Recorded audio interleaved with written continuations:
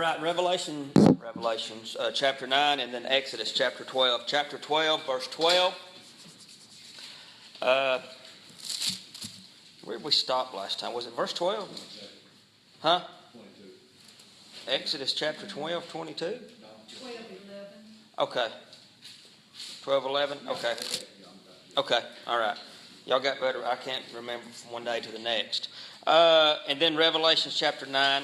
I want to look at 1 through 11 also. These are going to coincide with each other. You remember that what we've talked about so far in Exodus, that some of the plagues are, all of the plagues are resemblance of revelations during the millennial reign.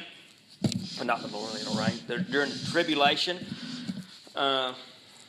So there is going to be one tonight that is going to be almost identical to Revelation chapter 9, verse 1 through 11. But in Exodus chapter 12, verse, let's look in verse 11. This is the last plague. I don't know if you would call it a plague.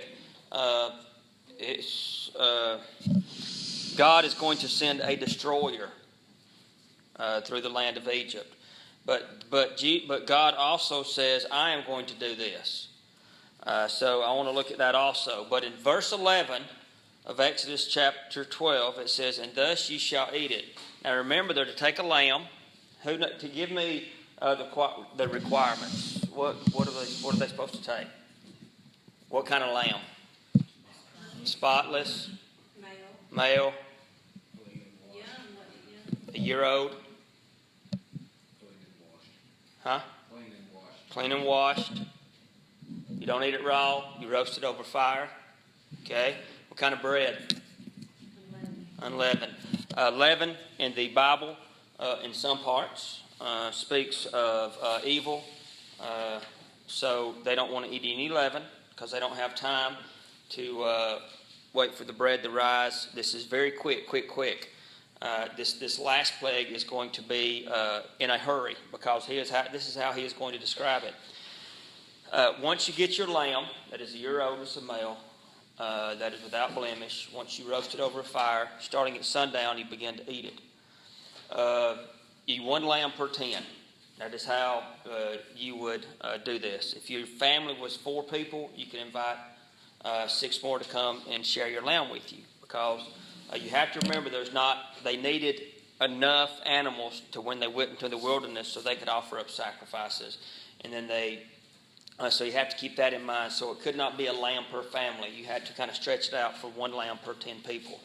And that is also how they would keep a record of, especially in the New Testament, of Herod, and the way he would calculate how many people had actually attended Passover in Jerusalem every year is he would have the high priest or the priest, when they were offering up sacrifices, to save the liver of each lamb.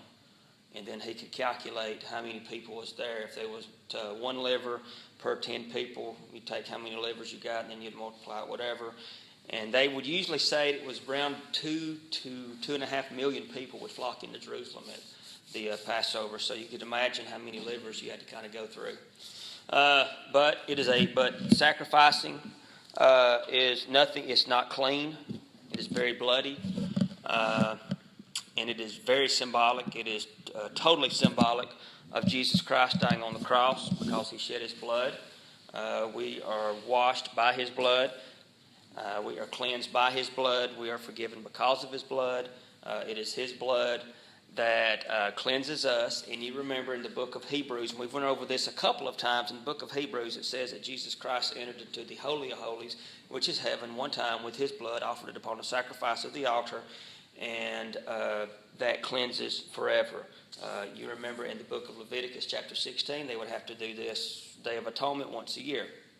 And it was all about blood. And if you ever go through the book of,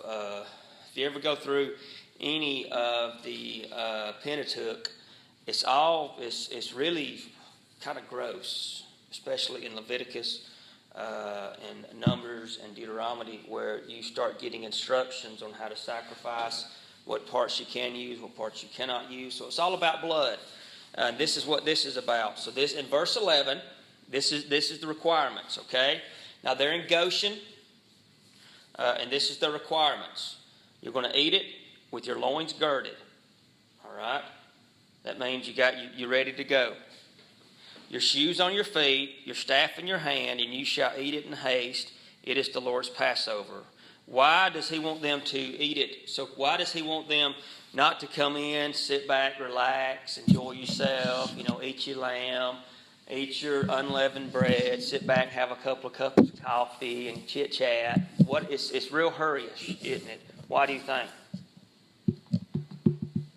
Because when this happens, Pharaoh is basically going to be throwing them out. I want to go. I want you out, and I want you to just leave. And it is very hurry. He does not want them to stay around in the world no longer than they have to. They've been there 430 some odd years.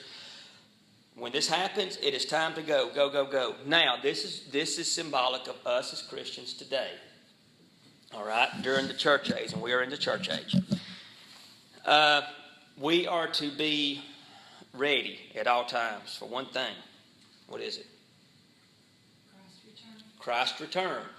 This is symbolic of that. God is going to be coming, but he is going to be coming with someone else. But God is going to be coming in the book of Exodus, and they are in a hurry to get out. The rapture, if you study the rapture, if you study eschatology or anything like that, you'll notice the rapture is very quick. It is a quick happening. So he tells them, loins girded, shoes on your feet, staff in your hand. And the reason this is so unusual, when you went into somebody's house, the first thing you do is took your shoes off. Not in this. You kept your feet covered, ready to go. They would have a place over in the corner when you would come in the Old and New Testament in someone's house. And this is where we get, I don't know if you have them here. I know some churches do. They have an umbrella bucket. When you come in, you stick your umbrella in it. We get that from the Hebrews. When you would come in, they would have this little bucket, and you'd go over and stick your staff in it. That's how we get our umbrella bucket from these people. So you'd come in, stick your staff in the staff bucket, take your shoes off, and you would relax. A lot of Bible historians say they ate this standing up. They didn't sit down, they just ate like this. Go, go, go. All right? So when your kids eat like a bunch of hogs or something at supper, I don't know if we can get onto them because this is how they're going to be eating that night. But it says this is how you're going to do it. Now I want you to notice this. This is very important. For I want you to notice how many times he throws the word I. This is God, all right? But then there is another person coming in verse 23. In verse 12, this is what's going to be happening. For I will pass through the land of Egypt this night. And now, they celebrate Passover. This is what Jesus Christ was celebrating on the Last Supper. They're celebrating the Passover, okay? Still celebrate it today. For I will pass through the land of Egypt this night, and I will smite all the firstborn in the land of Egypt, from both man and also beast, any animal that is firstborn. And against all the gods, you notice for the last, I don't know how long we've been doing this, a couple of months. We've been going through almost each particular god. But this is going to affect how many of them? All of them. I think they said there's some 2,000 gods that they would worship. This is going to get all of them, okay? So it tells us, it says, man and beast, it says, against all the gods of Egypt, I will execute judgment, and there that word is, I am the Lord. That's going to be all throughout the Old Testament, that word I am. That we get Yahweh from that. I am the Lord. I will do this. I'm going to do this. I'm going to kill these people. I'm going to kill the first, the beast against all the gods of Egypt. And this is what you do. And the blood shall be to you for a token upon the house where ye are. Notice, okay, very important. What we are studying on Sunday nights is the first church. The beginning of the first church. History of the first church. What the first church looked like. You'll notice that in Exodus there is no church. Everything started where? At home. Do you think that's where it starts today? Yes. If the devil or if Satan can mess up the American home, it's a domino effect. It gets in your schools, it gets in your churches, it gets in everywhere. Because where do we spend most of our time? At home. Okay? If the devil can get into that and he can destroy that, that is where it always starts. And you hear people say, I was talking to a couple of guys the other day, a real good friend of mine, and they're having revival at their church. And everybody's having revival this week. Everybody thinks it's odd that we're not. Somebody asked me the other day, said, y'all having revival? I was like, I don't need revival. I said, we're fine. And he's kind of like, okay. But I was talking about revivals and things, and the church where they go, just their Sunday school class, their small Sunday school class, every night last week they met at somebody else's house to pray for the revival coming up. A lot of people think that revival starts in the church. It does not. Revival starts in the home. If your home is in order, guess where you're going to bring that to? You're going to bring it to your job. You're going to bring it to your school. You're going to bring it to relationships. You're going to bring it to where? Church. This starts at home. Look, it is a token upon the house where ye are. It always starts at home. When you was growing up as a kid and you'd go to somebody's house, as soon as you went in that house, couldn't you tell if it was a house that had a lot of love and laughter and stuff like that in it? And it's, I went to school with kids, and you probably go to school with kids who has a home life that is in total disarray. So everything starts at home. And then you bring that into the church. All right? Now, okay, and the blood shall be to you a token upon your house where you are. And when this is one of the most famous lines in the book of Exodus. And when I see the blood, okay, I will pass over you. I think there's a song actually by that. Okay, when I see the blood, I will pass over you. And the plague shall not be upon you to destroy. Underline that word, to destroy. Has he mentioned Egypt yet? It's going to be happening to Egypt. Destroy. They're going to be what? Destroy. Why? Because he will his people. Do what? Show his power. To show his power. Why isn't he telling Moses, as soon as you get done, run out and tell everybody in Egypt, tell Pharaoh, hey, spread the word, you better get some blood. He doesn't want them saved. Isn't it sad? It's scary, isn't it? All right. It says, but in you to destroy you when I, there it is, smite the land of Egypt, all the land. If you're an undertaker in that area, you're going to have a lot of business. The firstborn is going to die from man to beast. That is a lot of people. That is probably millions. Because you got to remember, this is covering not only Egypt, but several more countries. And what was the average age of the person back then? About 200-300 years old. How many kids are you going to have up until you're about 150? Bunch. I mean, it's just going to be a domino effect. People are going to die. It is going to be a catastrophe. Look, and this day shall be upon you for a memorial. And you shall, and they still do, and this is where we're closely getting into this on Sunday morning on the book of John. And you shall keep the feast to the Lord throughout your generations.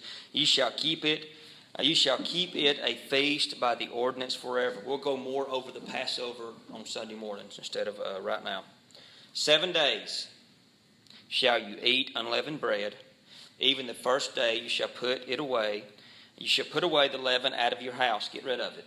Okay? Because, leaven is kind of like the yeast. It makes the bread rise. For whosoever eateth leavened bread from the first day unto the 7th day, that so shall be cut off from Israel. That's pretty harsh. All you have to do is what? Eat some leaven. And guess what happens? You're done. Is that pretty rough? Shows you God means business, doesn't he? Don't you know that there was women going all over their houses making sure there was not one iota or crumb of leaven in their house? Don't bring leaven in the house. Because he says you will be cut off from Israel. This takes place during Nisan, the 14th day. Okay? And on the first day, that's when you actually eat your Passover. Okay, in the first day there shall be a holy conviction upon the 7th, and there shall be holy conviction unto you. No manner of work shall be done in them, save that which every man must eat, that only may be done of you. You shall observe the feast of unleavened bread, verse 17, for in this selfsame day have I brought your armies. Okay? They're just not a bunch of slaves walking around with chains. These are military people. Okay? We often think that when we think of the land, the Hebrews, they're poor, pitiful Hebrews in these mud pits, and they're stomping their mud and making their bricks. They got militaries. Why didn't they just rise up and have their military? And because Pharaoh admitted in the very first of the book of Exodus, they're a lot bigger than us, and they're more than us, and if they really wanted to, they could take us. They had the power and they had the ability to raise up this army and totally destroy Egypt. But God is going to use His power to destroy Egypt, because if He would have just allowed the Israelites or the Hebrews build up an army and take over Egypt, then who would have got the credit? People, not God. Okay? All right, I have brought your armies out of the land of Egypt, therefore you shall observe the day in your generations by an ordinance forever. In the first month, which is Nisan, N-I-S-A-N, on the 14th day, there it is, of the month of even, you shall eat the unleavened bread until the one of the 20th day of the month is even. 7 days, and we'll go over this, I promise, in the book of John when we see the last week of Jesus' life, all right? 7 days there shall be no leaven in your house, for whosoever eateth that which is leavened, even that soul shall be cut off from the congregation of Israel, whether he be a stranger or born in the land. That is harsh. Just because Jesus Christ or God says, I don't want it in your house, and I don't want you to eat it. And if I find out that you've got it in your home, and if I find out that you have eaten it, I am going to cut you off. It all begins at home. Every bit of it begins at home. Now, you shall eat nothing leavened in your habitations, and you shall eat unleavened bread. You ever seen unleavened bread? It's flat as a flitter. I've tasted it, some of it. You know what it tastes like? What? It tastes like cardboard. It does. It is just, ugh. But they've got to eat this for 7 days. Unleavened bread. All right? I'm going to start get rich, start a diet of unleavened bread and get rich. Instead of the, South Beach diet. I'm going to do an unleavened bread diet for 7 days. All right? All right. So you're not going to, cardboard. Basically what they're eating is cardboard. All right? And you shall eat nothing leavened in your habitations. You shall eat unleavened bread. Then Moses called for all the elders, the same elders that we looked at in the very beginning of the book of Exodus. He calls all the elders of Israel and said unto them, all right, here's your instructions. Here's what you have got to do. Draw out and take you a lamb according to your families and kill the Passover. All right. Who is our lamb that was slain for our sins? Jesus Christ. Okay? He is our Passover lamb. All right? He was slain once. All right? Takes his blood, offers it up on in the Holy of Holies upon that holy altar one time. He is our lamb. All right? That is our sacrificial lamb one time. Take your lamb according to your families and kill it for the Passover. It's amazing that when Jesus Christ is discussing in the upper room, I don't really want to get into it. It's in the book of John when he's talking to the disciples, and he is basically telling them, this is my body, this is my blood. And he basically tells them, I am going to die. I'm going to die. I'm going to go to the cross. The Gentiles are going to die. I'm going to die. But I'm going to rise again on the third day. And they do not understand it. They don't get it. They don't actually understand it until Pentecost. All right? But Jesus Christ is our sacrificial lamb. You shall take a bunch. I want you to write some verses down. Look at Leviticus 14:6. All right, Numbers 19:6.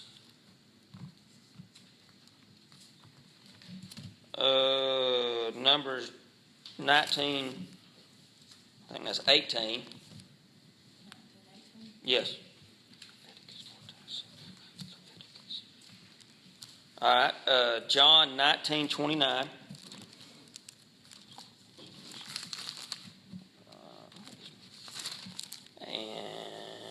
Okay, I found what I was needing. And then Psalms 51, 7, I believe. All right, the word hyssop. Okay, take you a bunch of hyssop. All right, now hyssop was used in cleansing. All right, it is a little brambly bush that would grow, and it was used in cleansing. It was used in Leviticus. We'll just look at a couple of them. In Leviticus chapter 14, verse 6, this is the cleansing of a leper. All right, now leprosy in the Old Testament is a type of sin. Whenever you see leprosy in the Old Testament, it is a type of sin. And there is certain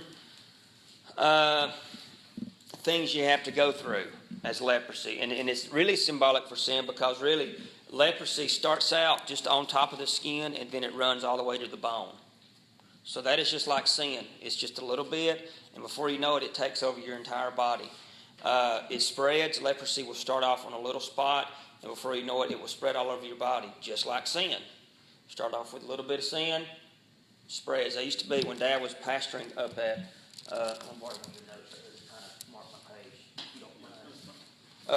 Dad was pastoring up at First Baptist of Rainsville. They used to do, you've probably seen this, they used to do a skit. They'd put a big box out in the middle. Have you ever seen it? And somebody would come, and it had the word sin written on it. And they would have somebody come, they'd look at it, and they'd, and then they would, if you seen it, and they'd take their hand and stick it in there, and they'd pull it out. And then they'd take their foot in there and pull it out. And then they'd put 2 feet in there, and they'd get out. And they just kept going back and back. Before you know it, they would get inside the box, they would cover themselves, symbolic of how they would just kind of dabble with it a little bit. And before you know it, they was totally immersed in sin. That is the way leprosy would work. I actually think the technical name, is it Hansen's disease? I think it's Hansen's disease. I think it might be. I think it's Hansen's disease. And what leprosy really was, it wasn't the disease that killed you. It was infection. It would kill the nerves on your hands, and if you could touch something and not even know it was hot, and it would burn you to death. It was really the infection that killed someone. All right.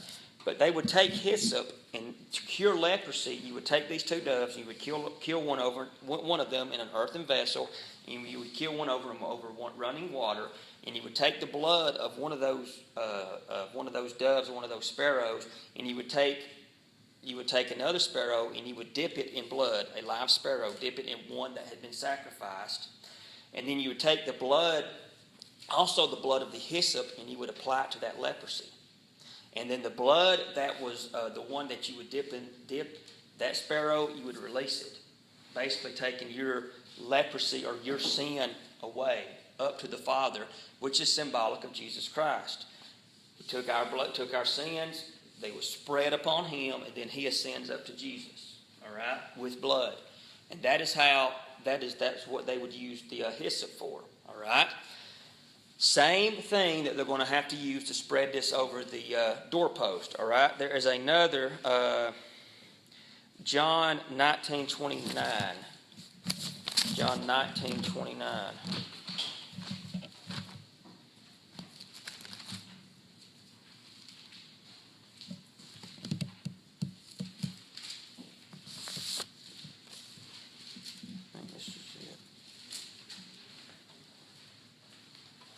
Now therefore was set a vessel full of vinegar, and they filled a sponge of vinegar, all right, and put it upon what?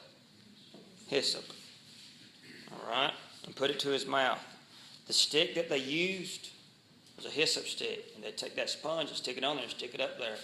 Hyssop, symbolic of cleansing, all right, spreading over blood to wipe away sin.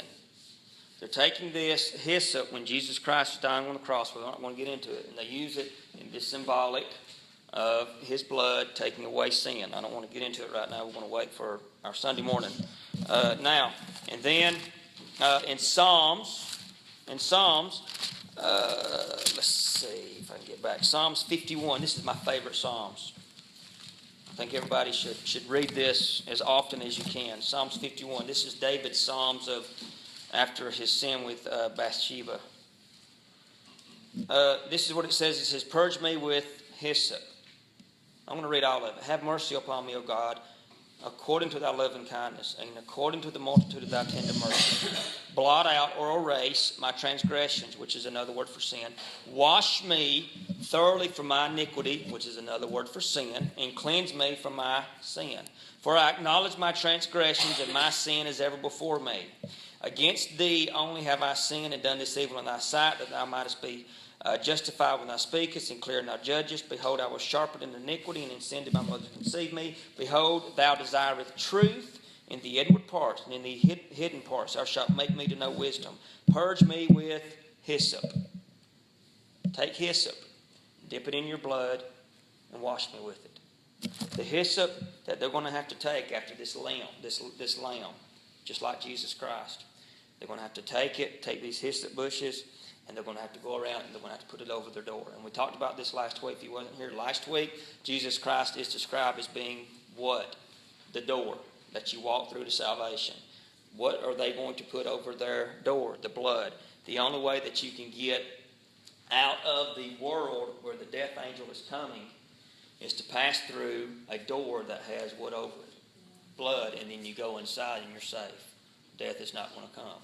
So in order to get out of the world, you have to pass through a door, which is Jesus Christ, that is covered in blood. And once you are inside, you cannot die. All right? So it's always going through the door. Jesus Christ says, I am the door. If you want to be saved, you have to come through me. You remember in the book of Matthew, there is a small door and there is a large door. All right? And what is interesting about these doors on the houses of the Hebrews, they was not real big. If you ever study Old Testament history, the doors on these Hebrew houses wasn't about this tall, because you'd have to stoop to get in. All right? Small door. Jesus Christ says the way to salvation is through a small door. Okay? It says, and strike the lintel. Does it say to take it and you gingerly? You ever watched a kid paint? I was painting Danny Lynn's room one night. Christian wanted to help me, and it was like this. And it was paint everywhere. That is how they would take this. And they weren't supposed to gingerly take it and kind of dab. Striking is very violent. That's how you put it on there. Violent, quickly, get it on there, get it put. Jesus Christ died on the cross. Before he went to the cross, what was the Roman soldiers doing to him? Over and over and over. They were striking him with their closed fist upon his face. Okay? And when they would strike him, don't you know, every time they struck him, his holy, precious blood wound up on their hands. So he says when you do this, you have to strike it upon top, both sides. You're in a hurry. I guarantee you all throughout the Goshen, everybody was doing this. All these Hebrews was running around with a bucket of blood, and they've got their hyssop. If you was looking for hyssop to do anything with, if you wasn't an Israelite, you couldn't find anywhere in Goshen. Okay, it's all gone. Doorpost and the blood of the basin, and none of you shall go out of the door of his house until morning. None of you shall go out of the door. Now remember, in the book of Matthew, he says there is what do you go through first? A door. All right, what happens after you pass through that door? There is a road. You have a narrow road, and you have a wide road and a narrow road. They are going to have to eventually walk out of this door. And then there is going to be a path laid before them. Then when they get on that path, who is going to be the one that is directing their paths? God. As Christians, we walk through a door for salvation. There is a door we walk through, a small door. You remember, I think it's in the book of Luke. He says how many is going to be saved. He says, strive to enter at the straight gate. It's a fight. Straight gate, small. You find it, you pass through, but you are eventually going to have to come out of that door and get on a road. All right? And that road leads to salvation. These Israelites could not stay in that house forever, surrounded by the blood. They had to eventually come out, didn't they? And they had to put their faith and they had to rely fully on God to direct their paths and lead them. And he directed their paths, very obvious, fire, night, cloud in the day, but that blood over that door.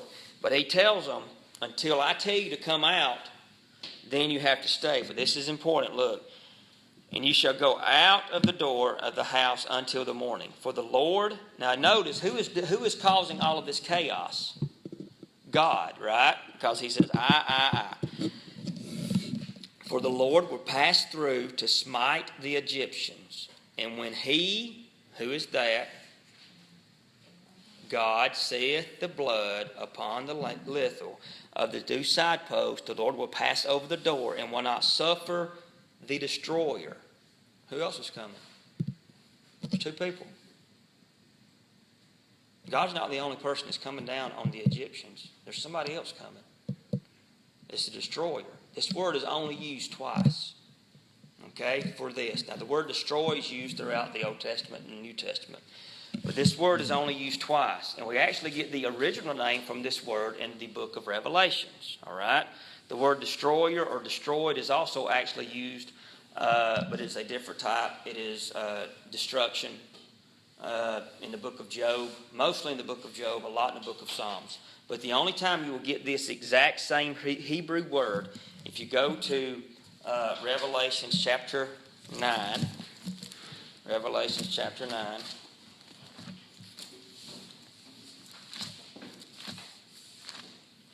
verse 11. But I'm going to read the whole chapter. And the fifth angel, now remember, the word destroyed. We get it twice. Once here, once in Exodus, and once in the book of Revelations. Now it tells us, I'm going to read this again, when he sees the blood, he's going to pass over and he will not suffer the destroyer. Suffer in Hebrew means to allow. Okay, keep that in mind. He will not allow the destroyer. There's two people coming, two entities. And the fifth angel sounded. This is chapter 9 of Revelations. And the fifth angel sounded, and I saw a star fall from heaven unto the earth, and to him was given the key to the bottomless pit. And he opened the bottomless pit, and there arose a smoke out of the pit, and a smoke of great furnace. All right? And the sun and the air were darkened by reason of the smoke of the pit. This is during the tribulation. And there came out of the smoke locusts upon the earth. And unto them were given power as the scorpions of the earth have power.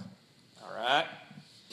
And it was commanded them that they should not hurt the grass of the earth, neither any green thing, neither any tree, but only those men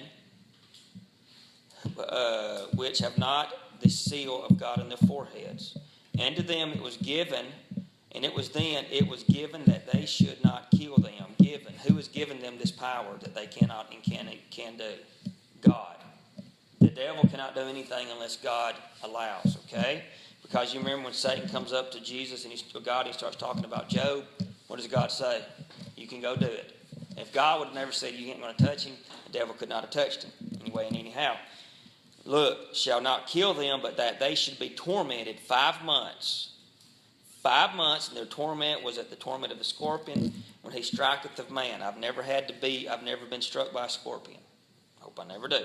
And in those days shall men seek death, that is to seek suicide, and shall not find it, and shall desire to die, and death shall flee from them. During this time, during this 5 months, when they are being whatever these things are, none of this is symbolic. This actually happens. Most of the time when you study Revelation, they say, well, these are types of. No, these are real things.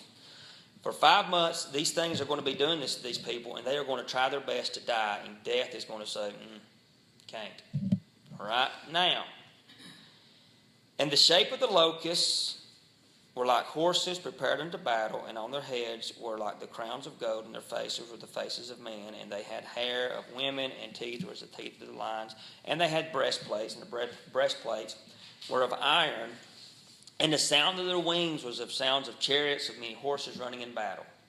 And they had tails like unto scorpions, and they were stings in their tails, and their power was to hurt men for 5 months. Now, there is somebody who is over these people. All right? There is somebody that they have a king. These scorpion things have somebody that they obey besides God. and his name is Abaddon. I want you to look. And they had a king over them, which is the angel of the bottomless pit. In the book of Revelations, if you've ever studied it, you have different degrees of angels, of course. You've got archangel, you got Michael, you got Gabriel. You got certain degrees of angels. And you also have certain degrees of demons. We have a demon that has a name in the book of Revelations in chapter 9. And in verse 11, he is the king of these scorpions. And his name is Abaddon in the Hebrew. That word only shows up one more time, and it is in Exodus chapter 12. That word, destroyer. The only time we see this individual's name mentioned is in Exodus chapter 12, verse 23, and Revelations chapter 9, verse 11. Now, and they had a king over them, which is the angel of the bottomless pit. The bottomless pit, the lowest you can go. This guy runs it. Right? Whose name in the Hebrew is Abaddon, but in the Greek his name is Apollon, which means destruction. The only time you'll find that again, and you'll find the word destroyer all throughout the Bible, but in the Hebrew it is only 2 times. This and then in Exodus. Now, just hang in there with me. We're about to quit. If we see this, now remember, you need to get a Strong's Concordance, look all this up, okay, to understand it. But if we have an individual's name that is found in Exodus chapter 12, verse 23, I will not suffer the destroyer, which means I will not allow. In the book of Revelation chapter 9, what we have just read, who is given these scorpions the power to do this? God. Who is giving this destroyer in the book of Exodus chapter 12, verse 23, to go in and kill? God. Now, if he is giving this person the power to do this in Exodus verse 23, do you think that that same person is found in Revelations chapter 9? Do you think that the Revelations chapter 9, verse 11, Abaddon, is the same person that we see here in Exodus chapter 23, chapter 12, verse 23? Very, very, very possible. Okay? Very possible. That he is the one that is coming down with God during this Exodus, and he's the one that's destroying because God is allowing him to do that. Look at it again. I will pass over and will not suffer the destroyer to come into your houses to smite you. God's going to come down, and he's going to bring somebody with him. They are polar opposites. One of them represents heaven. One of them represents hell. One of them represents good. One of them represents evil. It's all throughout eternity. Okay? God is bringing this individual down, and he is going to allow them to destroy. Now, we think when you see this, let me go back to Revelation. Sorry, guys, I'm trying to hurry. We think when we see that movie that all it is this green fog, and I watched it. I love the movie. Don't get me wrong. I think it's a great movie. I like old movies. We see this green fog come down. Y'all seen the movie? And people's like, they scream, and these kids just kind of are in the bed and they just calmly go to sleep. All right. If this is the same person that we see in Exodus 12:23, and then we see him again in Revelation chapter 9, verse 1 through 11, do you think it is a peaceful death that these people is going to suffer in Exodus? No. It is going to be extremely painful, because it says there is going to be a cry all over Egypt. People are going to be crying for 2 things. They are going to be crying because people are dying, and then they're going to be crying out of the pain. This individual that we see, and I'm going to quit, in Exodus chapter 12:23, I believe is the same individual that we see in Revelation chapter 9, verse 11. Abaddon. Dear Heavenly Father, we love you and we thank you. Dear God, we've heard prayer requests tonight. Dear God, we lift them up to you. Dear God, we know that there are people who have passed away, dear God, and They've left behind families and wives and children. Dear God, we ask you to comfort them. Dear God, we know that it seems that our time here on earth is but just a quick vapor. We're here and then we're gone. Help us, dear God, as Christians, to take advantage of the time we're here on earth, to spread your gospel. And help us, dear God, to be like the Israelites, to continuously be ready, be ready, be ready for your return. We love you and we thank you. In your name we pray. Amen.